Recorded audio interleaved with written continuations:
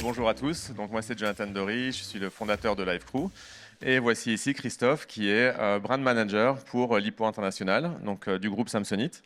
Il est arrivé comme ça, un peu en dernière minute, parce que nous avions Sébastien Valette, le directeur général du groupe, qui était censé venir, qui a eu une urgence. Et merci beaucoup Christophe d'avoir pu venir au pied levé. Avec plaisir.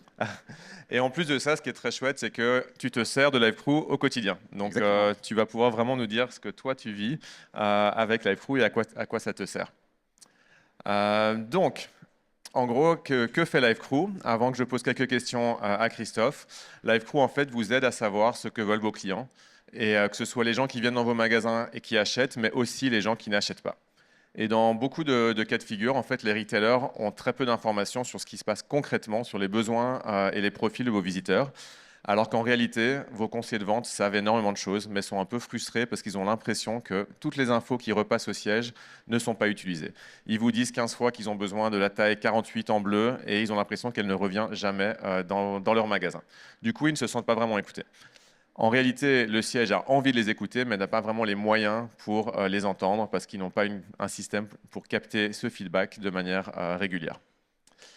Et du coup, vient LiveCrew qui vous aidera à collecter toutes ces ventes manquées, mais également les ventes. En fait, on peut tout à fait comprendre pourquoi les gens ont acheté, pourquoi les gens n'ont pas acheté, pour pouvoir vraiment vous aider à booster la conversion.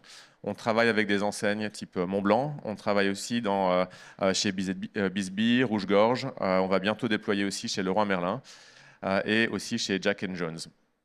Et en fait, l'idée à chaque fois, c'est que 80% du trafic dans vos magasins repart les mains vides. Il y a beaucoup de business à aller chercher sur ces 80%, mais il faut savoir pourquoi. Pourquoi ils n'ont pas acheté. Et donc très simplement, LiveCrew fonctionne comme ceci.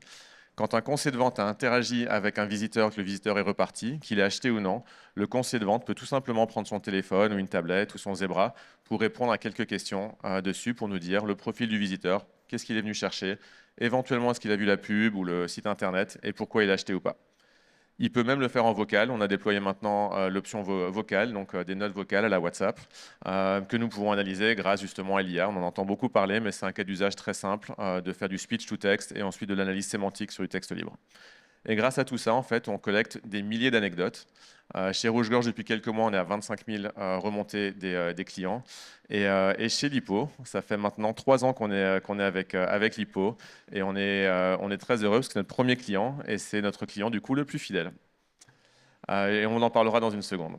Nos clients nous disent qu'on leur amène 100 fois plus d'informations de remontées clients que le Voice of Customer, tout simplement parce qu'on ne passe pas par des sondages qu'on envoie aux clients, mais par le conseiller de vente. Le conseiller de vente, sachant beaucoup de choses, va pouvoir nous faire beaucoup plus de remontées. Et l'autre avantage, c'est qu'il a des infos sur les non-acheteurs. En fait, votre CRM, les sondages que vous envoyez sont souvent du post-achat. Donc, vous demandez à des gens qui viennent d'acheter s'ils aiment bien ou pas, ce qui est très chouette, mais c'est aussi intéressant de savoir les gens qui sont partis, pourquoi. Voilà, donc ça c'est pour LiveCrew. Je vais m'asseoir juste pour te demander, te poser quelques questions. Christophe, donc déjà, donc, tu l'as lancé il y a 3 ans. C'est toi qui t'en sers en tant que super utilisateur. Et donc la première chose, c'est quels étaient vos enjeux quand vous aviez, donc il y a 3 ans maintenant, quels étaient vos enjeux? Alors c'est simple, en fait, il faut savoir déjà avant tout que le retail chez nous, c'est 50% de notre chiffre. Deuxièmement, le marché français, les boutiques françaises, c'est nos boutiques historiques qui doivent donner un peu le là pour le reste du monde. Donc en fait, on doit avoir les meilleurs KPIs, on doit avoir, voilà, on doit challenger en fait ces boutiques-là, surtout sur le taux de transformation pour faire en sorte que voilà, ces boutiques soient exemplaires.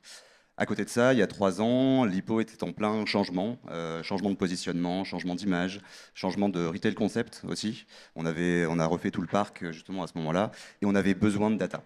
On avait besoin de data sur tous les niveaux, et notamment sur l'assortiment produit qu'on était également en train de retravailler. Qu'est-ce qui était le plus performant? Pourquoi les gens ne partaient pas tout le temps avec un produit? De quoi ils avaient besoin? Qu'est-ce qu'ils venaient chercher exactement?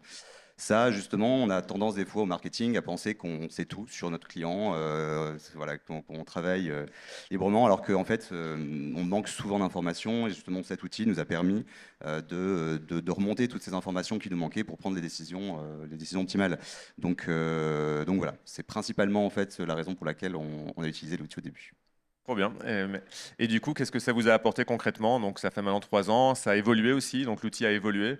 Qu'est-ce que vous pouvez en tirer aujourd'hui ou dernièrement?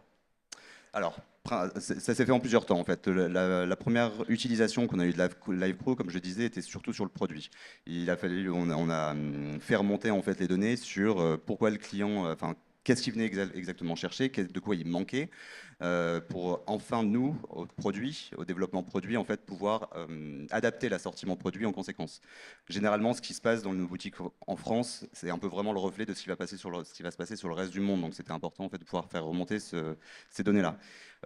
Après, en termes de positionnement, on a pu adapter aussi le questionnaire pour faire en sorte d'avoir des données sur l'image, en fait, sur les raisons pour lesquelles le client venait dans nos boutiques, ce qu'il venait chercher, par quel biais il venait, est-ce que c'était par les campagnes communication, est-ce que c'était sur les réseaux sociaux, est-ce que c'est les vitrines, justement, on voulait savoir en fait tous nos investissements qu'on mettait dans les vitrines, est-ce que c'était impactant, est-ce que c'est quel pourcentage voilà, des personnes venaient pour ces raisons-là.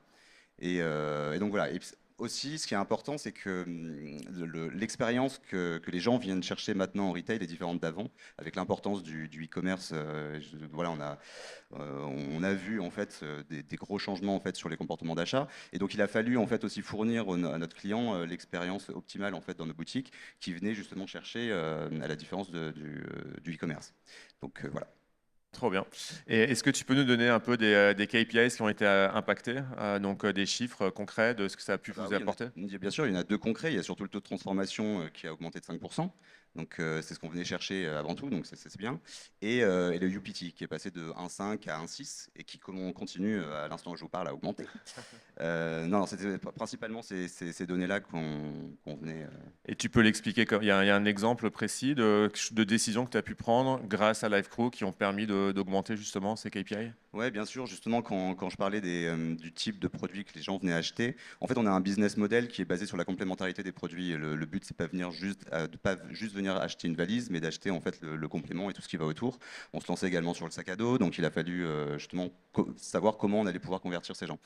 Donc ces données-là, en fait, qui sont hyper lisibles et très pratiques en fait à utiliser, ça nous a permis justement de réévaluer un peu l'assortiment produit, de dire ok, quel type de couleur, quel type de forme, quel type de taille en fait il fallait pouvoir développer pour justement satisfaire les attentes des clients. Ok, trop bien. J'ai une question souvent que les prospects, que nos clients prospects me posent, c'est très bien, tu vas récupérer de la donnée grâce à des conseils de vente, ils ont d'autres choses à faire aussi. Comment est-ce qu'on va réussir à les motiver pour qu'ils le fassent? Est-ce qu'ils le font régulièrement? Donc là, toi, ça fait 3 ans que vous le faites, donc je suppose que ça marche, mais comment est-ce que vous faites pour onboarder, motiver, continuer avec les équipes? Alors en effet, ça a été un sujet, parce que quand on rajoute en fait une tâche en fait à une équipe, c'est toujours perçu comme oh là là, comment je vais gérer ça? La clé, je vais dire, c'est l'implication. Il faut vraiment les impliquer en fait de A à Z dans le processus, leur expliquer pourquoi on met cet outil en place, qu'est-ce que ça va donner en fait et comment ça va impacter en fait leur vie de tous les jours. In fine, en fait, il faut bien leur expliquer que c'est justement pour augmenter le chiffre d'affaires, qu'ils atteignent plus facilement leur objectif et donc in fine leur bonus. Donc ça c'est important. Au-delà de l'implication, il y a aussi la flexibilité en fait de l'outil qui permet en fait d'adapter le questionnaire en fonction des infos qu'on recherche. Donc ça, il y a, je dirais même un côté un peu ludique dans l'outil que les équipes apprécient, où par exemple sur cette année, on a changé 3 ou 4 fois en fait de questionnaire en fonction justement des informations qu'on voulait, et ça permet de donner une rythmique qui est intéressante pour l'équipe. Et enfin, ce qui est important pour moi pour embarquer en fait les équipes, c'est aussi leur donner en fait le résultat de tout ça. Ce que ça a donné et ce qu'on va pouvoir changer grâce à ça, qui se sentent impliqués voilà, vraiment de A à Z jusqu'à la fin. Trop bien, donc bien motiver les équipes grâce à ce retour de ce qu'ils ont pu faire. Très bien, je pense qu'on arrive à la fin des 10 minutes, donc on va couper ici. Merci beaucoup. Merci Christophe, merci Jonathan, on peut les applaudir.